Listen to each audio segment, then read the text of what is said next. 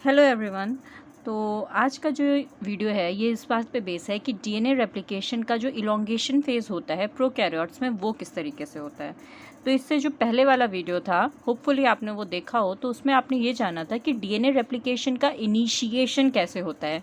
तो ऑब्वियसली ये वीडियो समझने के लिए वो वीडियो आपका देखना बहुत ज़रूरी है। तो अगर आपने नहीं देखा है तो प्लीज़ जा करके देखिए, उसका लिंक मैं डिस्क्रिप्शन में डाल दूँगी। तो इलोंगेशन जानने से पहले हम एक छोटा सा आउटलुक ले लेते हैं डीएनए रेप्लिकेशन के इनिशिएशन का। ठीक है, तो जो डीएनए रेप्लिकेशन का इनिशिएशन फेज़ था उसमें मैंने बताया था कि एक ओरी सी साइट होती है 247 बेस पेयर की, जहाँ से रेप्लिकेशन शुरू होता है। और उसमें डीएनए ए एक प्रोटीन होता है जो आता है और R1 R2 और R4 के साथ एक इनिशिएशन कॉम्प्लेक्स बनाता है और इस डीएनए की मेल्टिंग करता है। मेल्टिंग का मतलब है जो बॉन्ड्स हैं दो न्यूक्लियोटाइड्स के बीच में, ये उन बॉन्ड्स को ब्रेक करता है। ठीक, और इस मेल्टिंग से मिलती है एनर्जी जो कि आगे काम में यूज़ होती है। और इसमें हेलिकेजेस लोड होते हैं और इसके हेलिकेजेस का, प्रोकैरियोट के हेलिकेज का नाम होता है डीएनए बी और इसका हेलिकेज लोडर होता है डीएनए सी। और साथ ही साथ इसमें जो एक मोस्ट इंपॉर्टेंट एंजाइम आती है वो है डीएनए पॉलीमरेज 3। ये पॉलीमरेज जो है ये बहुत 1 2 3 तीन टाइप के होते हैं, बट यहाँ पर जो पॉलीमरेज काम करता है वो है डीएनए पॉलीमरेज 3। डीएनए पॉलीमरेज 3 क्या करेगा, वो और न्यूक्लियोटाइड्स को अटैच करके पूरी ये चेन बनाएगा। अब रिक्वायरमेंट होती है, जो इसका स्ट्रक्चर होता है वो एक ब्लू, मतलब ये सिंगल यूनिट नहीं होता है, इसमें 2 यूनिट होते हैं जो एक दूसरे के साथ अटैच्ड होते हैं इस तरीके से। और एक जो यूनिट है वो लीडिंग स्ट्रैंड पे चल रहा होता है और एक जो यूनिट है वो इसका लैगिंग स्ट्रैंड पे चल रहा होता है। लीडिंग स्ट्रैंड लैगिंग स्ट्रैंड क्या है वो मैं बताऊँगी। तो डीएनए पॉलीमरेज 3 जो है ये बहुत ही ज़्यादा उससे काम करता है। तो इसका जो पहला यूनिट है, पहला जो इसका रिक्वायरमेंट है कि ये कब काम करेगा, तो पहली रिक्वायरमेंट इसकी ये है कि भैया आरएनए प्राइमर लगा होना चाहिए। जो प्राइमर है वो रिक्वायरमेंट है, बिना प्राइमर के ये काम नहीं करेगा। दूसरी रिक्वायरमेंट ये है कि ये जो सिंथेसिस करेगा ये हमेशा 5' to 3' ही सिंथेसिस करेगा, वरना ये सिंथेसिस नहीं करेगा। ये क्या है, इसकी दूसरी रिक्वायरमेंट है कि ये हमेशा 5' to 3' सिंथेसिस करेगा और सिंथेसिस नहीं करेगा। तीसरी इसकी रिक्वायरमेंट क्या है कि इसको 3' OH चाहिए सिंथेसिस करने के लिए। ठीक, अगर ये 3 रिक्वायरमेंट फुलफिल हुई तब तो ये काम करेगा डीएनए पॉलीमरेज, वरना ये काम नहीं करेगा। तो अब क्या हुआ, यहाँ से हमको क्या स्टार्ट करना है, अपना डीएनए सिंथेसिस। तो ये हमारा 3' to 5' ये कौन सा स्ट्रैंड होगा, ये होगा लीडिंग स्ट्रैंड जो टूवर्ड्स द फॉर्क जा रहा है।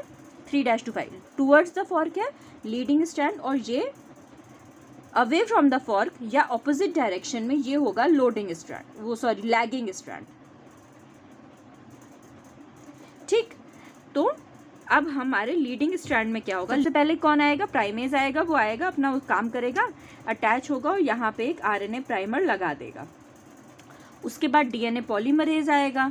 डीएनए पॉलीमरेज आएगा इस तरीके से, ये एक अटैच्ड है क्लैम्प, ऐसे है ना, डबल यूनिट का एंजाइम है। ये आएगा, यहाँ पे ये लगा देगा। डीएनए पॉलीमरेज आगे बढ़ता जाएगा और पूरे स्ट्रैंड का सिंथेसिस होता जाएगा। तो यहाँ पर डीएनए पॉलीमरेज की तीनों चीज़ें कंप्लीट हो रही हैं। इसको प्राइमर में मिल गया और प्राइमर का ये वाला जो एंड होगा, ऑब्वियसली ये 3' एंड है तो इसका ये 5' होगा, ये 3' होगा। इसको 3' OH भी मिल गया और आरएनए प्राइमर भी मिल गया और 5' to 3' ये अपना सिंथेसिस भी कर रहा है। इसका तो सिंथेसिस 5' to 3' हुआ ना, तो इसको यहाँ सारी रिक्वायरमेंट हो गई, ये अपना काम करेगा। बट दिक्कत आती है लैगिंग की। लैगिंग अपना काम कैसे करेगा, तो लैगिंग स्ट्रैंड जो है वो अपना थोड़ा सा ये एक सर्कुलर मूवमेंट करेगा, ऐसे हो जाएगा। ठीक, तो जब ये ऐसे हुआ तो ये जो एंजाइम है डीएनए पॉलीमरेज, ये एंजाइम ऐसा नहीं है कि सिर्फ लीडिंग पे काम करेगा, लैगिंग पे नहीं, लैगिंग पे करेगा लीडिंग पे नहीं, ऐसा नहीं पॉसिबल है। ये दोनों स्ट्रैंड में साथ में काम करेगा। तो ये एंजाइम आया, अपने आप को इसने सेटअप किया, सेटअप इस तरीके से किया। और जब आपको मैंने बताया डीएनए पॉलीमरेज को क्या चाहिए, आरएनए प्राइमर चाहिए, तो यहाँ प्राइमेज भी आएगा, वो प्राइमर बना देगा इस तरीके से, छोटे छोटे से प्राइमर, आरएनए प्राइमेज जो है वो प्राइमर बना देगा। और डीएनए पॉलीमरेज उसके आगे का जो डीएनए है उसको सिंथेसाइज करेगा। बट ये ज़्यादा बड़ा नहीं कर पाएगा, क्योंकि ये देख रहे हैं ना ये मुड़ा हुआ है, ये ज़्यादा सिंथेसाइज नहीं कर पाएगा। और थोड़ी देर आगे जाते ही ये पॉलीमरेज जो है, जब ये यहाँ पे पहुँचेगा तो ये ड्रॉप डाउन हो जाएगा। तो जब ये ड्रॉप डाउन हो जाएगा फिर दिक्कत आ गई। फिर उसके बाद फिर से यहाँ पे जो एक नया प्राइमेज जो है वो प्राइमर बनाएगा। फिर ये वाला पोर्शन यहाँ पर डीएनए स्ट्रैंड सिंथेसाइज होगा, और यही चीज़ इसके पीछे भी होगी यहाँ पे। ठीक है, तो ये क्या हो गया, यहाँ पे छोटे छोटे से फ्रैगमेंट बन गए। इन फ्रैगमेंट्स को क्या कहते हैं, इन फ्रैगमेंट्स को कहते हैं ओकाज़ाकी फ्रैगमेंट्स। ठीक है, तो जो लीडिंग स्ट्रैंड है, लीडिंग स्ट्रैंड में क्या था, एक छोटा सा प्राइमर लेट डाउन हो गया था, आरएनए प्राइमर। ठीक, और फिर उसके बाद डीएनए पॉलीमरेज आया था। डीएनए पॉलीमरेज ने आगे यहाँ पर काम कर लिया था अपना, और एक ये पूरा स्ट्रैंड सिंथेसाइज कर लिया था, जो कि एक कंटिन्यूअस स्ट्रैंड है, राइट। तो ये पूरा स्ट्रैंड इसने सिंथेसाइज कर लिया था। ठीक, और लैगिंग स्ट्रैंड में क्या था, लैगिंग स्ट्रैंड में छोटे छोटे आरएनए प्राइमर थे, ऐसे ऐसे ऐसे। ठीक, और इन्होंने छोटे छोटे से सेगमेंट सिंथेसाइज करे हुए थे, ऐसे ऐसे और ऐसे। ठीक है, तो और इन जो छोटे छोटे सेगमेंट सिंथेसाइज करे हुए थे, इन सेगमेंट्स को क्या कह रहे थे हम, इन सेगमेंट्स को कह रहे थे, या इन फ्रैगमेंट्स को हम कह रहे थे ओकाज़ाकी फ्रैगमेंट्स। क्या कह रहे थे, ओकाज़ाकी फ्रैगमेंट्स। ठीक, तो अब यहाँ तक काम हो गया। अब क्या है, ये पूरा जो हो रहा है, ये आरएनए के फॉर्म, प्राइमर जो है आरएनए के फॉर्म में तो नहीं रहेगा, ये किस फॉर्म में रहेगा, इसको चेंज होना है, कन्वर्ट होना है डीएनए के फॉर्म में। तो यहाँ पर अब एक नया एंजाइम आ जाएगा, उस एंजाइम को कहते हैं डीएनए पॉलीमरेज 1। ये डीएनए पॉलीमरेज क्या करता है, ये एंजाइम आता है, ये दो काम करता है। क्या काम करता है, दो काम करता है। सबसे पहले तो ये जो आरएनए प्राइमर है उसको रिमूव करेगा, आरएनए प्राइमर को रिमूव करेगा, मतलब ये एक्सोन्यूक्लियस एक्टिविटी शो करेगा।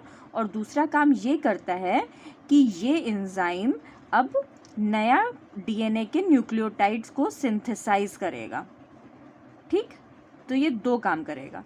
तो यहाँ पर एक एंजाइम आ गया डीएनए पॉलीमरेज, वो एंजाइम यहाँ पर रिक्रूट हो जाता है। ठीक है, और यहाँ पे ये अपना काम कर देता है। यहाँ पे आया, इसने नए डीएनए न्यूक्लियोटाइड सिंथेसाइज करे और इस आरएनए स्ट्रैंड को क्या किया, इसने ब्रेक किया। ठीक, इस आरएनए स्ट्रैंड को इसने ब्रेक कर दिया। ठीक है, आरएनए स्ट्रैंड को इसने ब्रेक कर दिया। जब आरएनए स्ट्रैंड को इसने ब्रेक कर दिया, यहाँ पर ये सिंथेसाइज हो गया और आरएनए कन्वर्ट हो गया, आरएनए का स्ट्रैंड अब बन गया डीएनए का स्ट्रैंड। बट एक चीज़ होती है, उसे हम बोलते हैं निक, मतलब यहाँ पर ये स्ट्रैंड कन्वर्ट हो चुका है, डीएनए बन गया है, लेकिन यहाँ पर एक पॉइंट है जो क्यों अब ये जुड़े तो नहीं है ना, कंटिन्यूअस तो अभी भी नहीं हुए हैं ना, ये दोनों अलग हैं। मतलब ये स्ट्रैंड अभी अलग है, ये अलग है, ये अलग है। इसमें ऐसा नहीं है, इस लीडिंग में तो सीधा सीधा एक है, बट इसमें ये अलग है, ये अलग है। तो इन दोनों को साथ में जुड़ने के लिए इसे बोलते हैं डीएनए लाइगेज। ये एंजाइम क्या करता है, ये दो स्ट्रैंड्स को आपस में जोड़ देता है। तो जब ये जोड़ देता है तो यहाँ पर भी एक कंटिन्यूअस स्ट्रैंड जो है ये इस तरीके से यहाँ पर भी ये फॉर्म हो जाता है। ठीक है, तो यहाँ पे भी एक स्ट्रैंड फॉर्म हो गया, यहाँ पे भी स्ट्रैंड फॉर्म हो गया।